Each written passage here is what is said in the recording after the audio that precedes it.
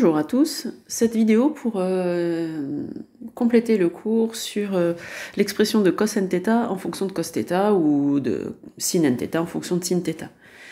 Si on revient à ce qu'on a déjà vu en cours, on a déjà vu par exemple que cos de 2θ, c'est 2 cos carré θ moins 1. Donc sous-jacent, il y a un polynôme. Cos de θ, c'est un polynôme en cos θ. Si ce polynôme-là, je l'appelle P2 puisque c'est cos 2θ, vous allez voir qu'on va généraliser. Le polynôme P2, c'est 2x carré moins 1. Si on remplace P2, dans P2, si on remplace le x par cos θ, on a bien 2 cos carré θ moins 1, ou 2 cos θ carré, c'est la même chose. Hein. Et ça, c'est bien cos de 2θ. On va voir que c'est généralisable, c'est-à-dire que cos n θ peut s'écrire comme un polynôme en cos θ. Et on va même voir que le degré est 2, 2 étant le multiple de θ dont on cherche le cosinus. C'est parti, c'est pas très compliqué, c'est pas très marrant, mais c'est pas très compliqué. Cos n θ, c'est la partie réelle de EI n θ, pardon. On va donc calculer EI n θ. Par formule de Moivre, c'est EI θ puissance n. Et on va développer par binôme de Newton en remplaçant EI θ par ce à quoi c'est égal, cos θ plus 6 sin θ puissance n. On effectue un binôme de Newton.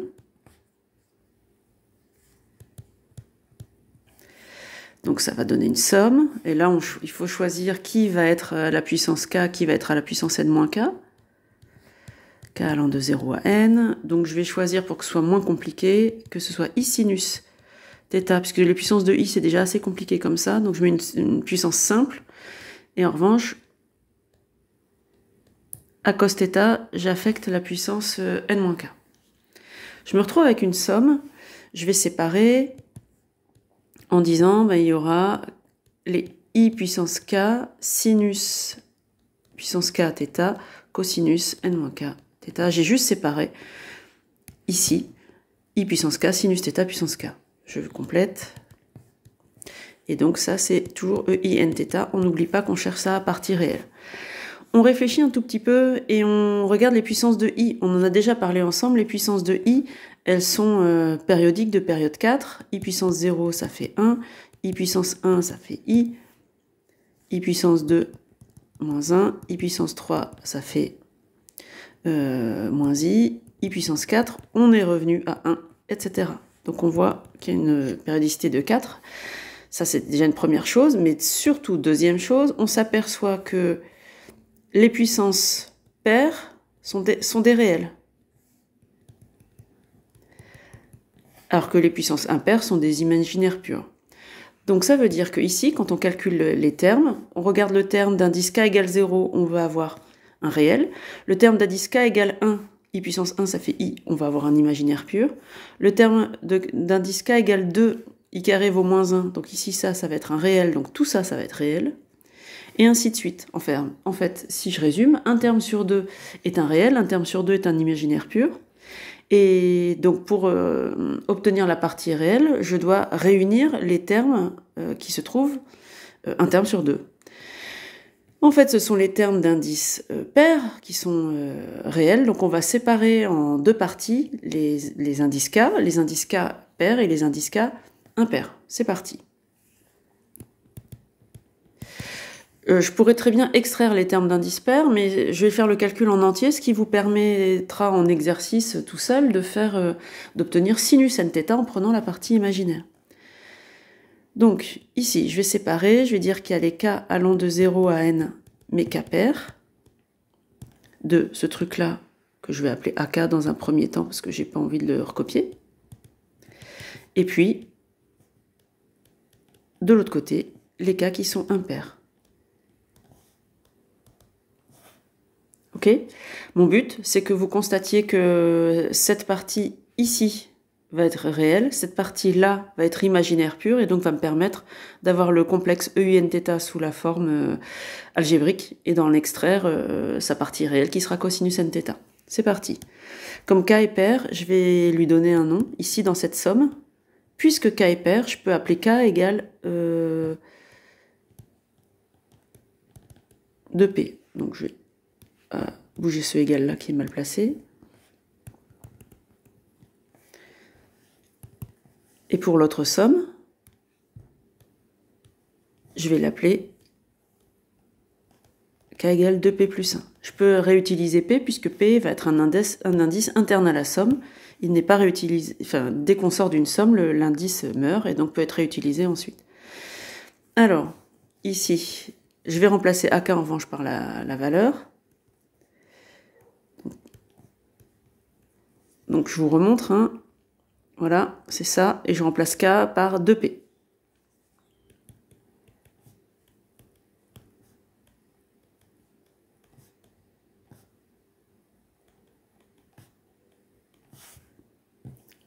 Ça, c'est la première somme. Donc, ça fait pour 2P, qui est entre 0 et n. Donc, c'est P tel que, hein, 2P sont entre 0 et n, plus, et c'est là que je pourrais m'abstenir de faire cette somme-là si je ne calculais que cos, mais ça va me permettre de calculer sin aussi. Je fais la même chose avec l'autre somme en posant K égale 2P plus 1. Donc, P tel que, là, c'est 2P plus 1 qui est entre 0 et n. Et la même chose, mais avec des gens qui sont impairs, des indices qui sont impairs. C'est exactement la même expression, mais d'un côté K est pair, on les appelle 2P, et de l'autre côté K est impair, on l'appelle 2P plus 1. Ça marche?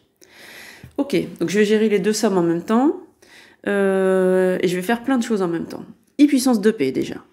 I puissance 2P, c'est I puissance 2, le tout puissance P, et I puissance 2, c'est moins 1. Donc je vais remplacer ici I puissance 2P par moins 1 puissance P. Ok, pareil ici, ça c'est I puissance 2P fois I, donc je vais avoir un moins 1 puissance P fois I. Hop, je commence à modifier les choses. Donc, 2P parmi N, ça ne va pas changer. I puissance 2P, je le remplace par moins 1 puissance P. Sinus 2P, je vais faire la même astuce, je vais dire que c'est sinus carré, le tout puissance P.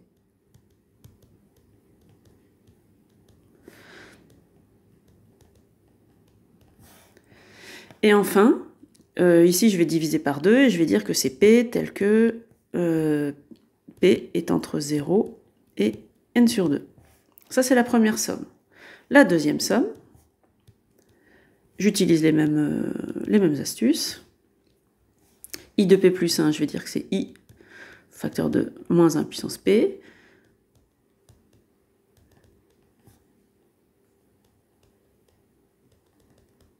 Ok. Et puis je vais dire que c'est P tel que 2P plus 1 soit entre 0 et N, donc j'en déduis P. Je soustrais 1 de chaque côté et je divise par 2. On a déjà fait ce genre de choses. Alors, première chose, ici on s'aperçoit que cette somme-là est complètement réelle. C'est une somme de réel, c'est un réel. On s'aperçoit que cette somme-là, si je sors le I, ici le I ne dépend pas de P, donc je vais le sortir. Moi je vais le gommer et le sortir. La somme qui est en facteur du I est quelque chose qui est réel aussi. D'accord? Ça veut dire qu'on a une forme algébrique. Et puisqu'on a une forme algébrique, on peut identifier avec la forme algébrique connue de EInθ, qui est cos nθ, plus I, sin nθ.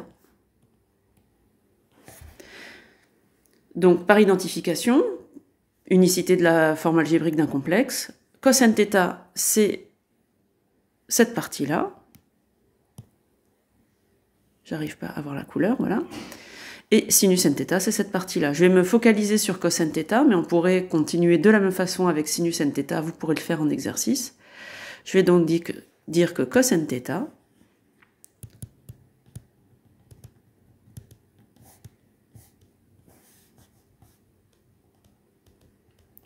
on a cos nθ qui vaut donc la somme des coefficients binomiaux, le moins 1 puissance p, le sinus carré θ, le tout puissance p, et le cos n-2 p θ, et p qui est entre 0 et n sur 2. Ça a déjà un intérêt en soi. Maintenant, la plupart du temps, on aime bien améliorer cette expression en remplaçant sinus carré par 1 moins cos carré. Comme ça, on a une expression uniquement en cosinus, ce qui est assez joli. Première amélioration. Donc là, on dit que c'est 1 moins cos carré θ, puissance p, cosinus n-2p, θ, voilà. Et la deuxième amélioration, c'est que comme p est un entier, et qu'il prend ses valeurs entre 0 et n sur 2, il va prendre toutes les valeurs entières avant n sur 2, et le dernier entier avant n sur 2, c'est sa partie entière. Donc on peut même carrément mettre les bornes de la somme. Il va démarrer à 0, forcément, c'est marqué dessus comme le port-salut, là, mais il va aller prendre la dernière valeur entière avant n sur 2, donc soit c'est n sur 2 si c'est un entier, sinon c'est, imaginons qu'n sur 2 vaille 3,5, et ben c'est 3, donc le dernier entier avant n sur 2, et ça c'est sa partie entière. Donc dans les deux cas, on peut dire qu'on s'arrête à partie entière de n sur 2, ce qui permet de mettre les bornes, et comme ce sont des entiers consécutifs, on peut utiliser la notation en mettant la borne inférieure en bas et la borne maximale en haut. Et bien voilà, on a fini. Donc j'encadre parce que c'est quand même assez beau. Hop, voilà. Et on n'a que cos nθ. C'est un polynôme en cos θ. Ce polynôme, je vais lui mettre un indice n, puisqu'on avait déjà regardé pour n égale 2 ce qu'il valait. Là, c'est pour n quelconque. Et ce polynôme, c'est un polynôme qui s'écrit de manière pas très évidente. Moins 1 puissance p. 1 moins, attention, c'est cos qui prend la place, cos θ qui prend la place de l'indéterminé. Donc ça veut dire que l'indéterminé, là, elle est au carré. Et là, c'est un x à la puissance n-2p. Ce polynôme-là a un nom, s'appelle le polynôme d'indice n de Tchebychev, et vous allez forcément les re-rencontrer dans votre scolarité. Voilà, fin de la capsule.